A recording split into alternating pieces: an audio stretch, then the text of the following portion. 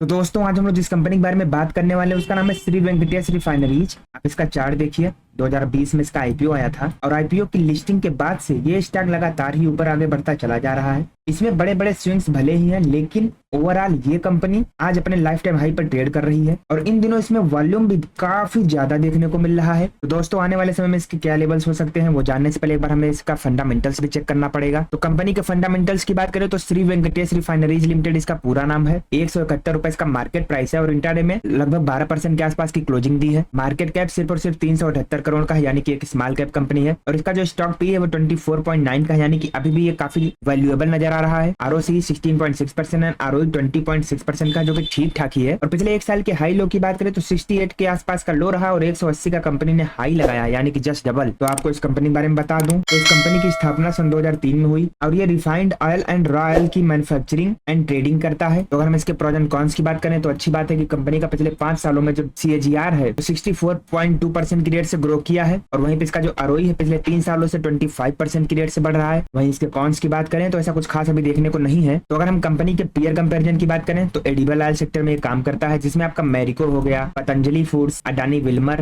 Gokul agro, सियान agro, KN agree resources, कृति nutrients जैसी कंपनियां हैं। उसी में आपका श्री वेंकटेश भी काफी अच्छी कंपनी है। तो अगर हम इस कंपनी के क्वार्टरली रिजल्ट्स की बात करते हैं तो इसका जो सेल्स ग्रोथ है वो जून 2021 में 144 करोड़ का था, जून 2022 में 176 करोड़, जून 2023 में 152 करोड़ और जून 2024 में 165 करोड़ का रहा। वहीं पर नेट प्रॉफिट की बात करें तो जो जून 2021 में 2 करोड़ 38 लाख का प्रॉफिट था, जून 2022 में 6 करोड़ 24 लाख, जून 2023 में 3 करोड़ 45 लाख का प्रॉफिट और अभी जून 2024 में बात करें तो 3 करोड़ 60 लाख का नेट प्रॉफिट भी देखने को मिला है। वहीं पर दोस्तों अगर हम इसके लॉन्ग टर्म प्रॉफिट लॉस की बात करते हैं तो इसका जो सेल्स ग्रोथ है वो मार्च 2018 में 132 करोड़ का था, मार्च 2021 में 337 करोड़ और अभी करंट में बात करें तो कुल 588 करोड़ का इसका सेल्स है। वहीं पर नेट प्रॉफिट की बात करें जहां मार्च 2018 में कुल 1 करोड़ का प्रॉफिट था, मार्च 2021 में 4 करोड़ का और अभी करंट में बात करें तो कुल 15 करोड़ का नेट प्रॉफिट है, यानी कि देखा जाए तो इसके नेट प्रॉफिट एंड सेल्स दोनों में ही अच्छी ग्रोथ नजर आ रही है। तो अगर हम इस कंपनी के स्टॉक प्राइस CAGR की बात करें तो पिछले 3 सालों में कंपनी ने 100% की रेट से और पिछले 1 साल में 83% का बहुत ही शानदार रिटर्न दिया है। तो अगर हम कंपनी के बोरोइंग की बात करते हैं तो जहां मार्च 2018 में 19 करोड़ का लोन था, मार्च 2021 में 58 करोड़ का और अभी मार्च 2024 में कुल 124 करोड़ का लोन है कंपनी के ऊपर। जिसकी तुलना में टोटल एसेट की बात करें तो जहां मार्च 2018 में 33 करोड़ का एसेट था, मार्च 2021 में 93 करोड़ का और अभी करंट में बात करें मार्च 2024 में तो 237 करोड़ का एसेट है, जिसकी तुलना में ये जो लोन है 124 करोड़ का ये मॉडरेट लोन है। तो अगर हम श्री वेंकटेश में शेयर होल्डिंग पैटर्न की बात करते हैं तो प्रमोटर्स की हिस्सेदारी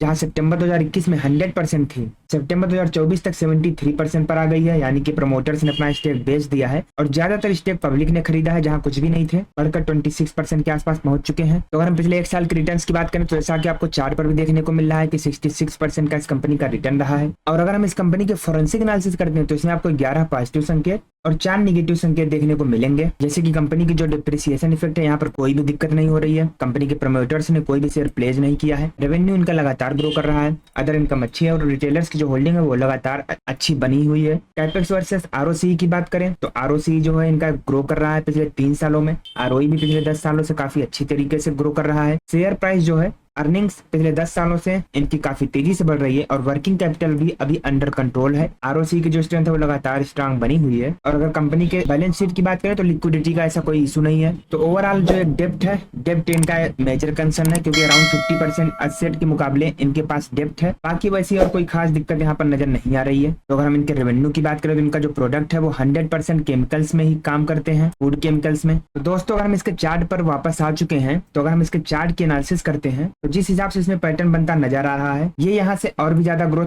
दिखा सकता है और इसके फंडामेंटल्स भी काफी ठीक नजर आ रहे हैं। तो अगर आप इसमें इन्वेस्टमेंट करना चाहते हैं तो इसका जो अगला लेवल है वो 210 के आसपास नजर आ सकता है। बाकी यहाँ से प्राइस एक्शन बना के फिर से ऊपर निकल सकता है, लेकिन इसमें अगर आप इन्वेस्टमेंट करना चाहते हैं तो वो आपकी खुद की रिसर्च होगी, खुद की एनालिसिस होगी। आप चाहें तो इसमें इन्वेस्टमेंट कर सकते हैं और अगर आपने पहले भी कर रखा है तो कमेंट करके बताइए कि आपने किस भाव से लिया था।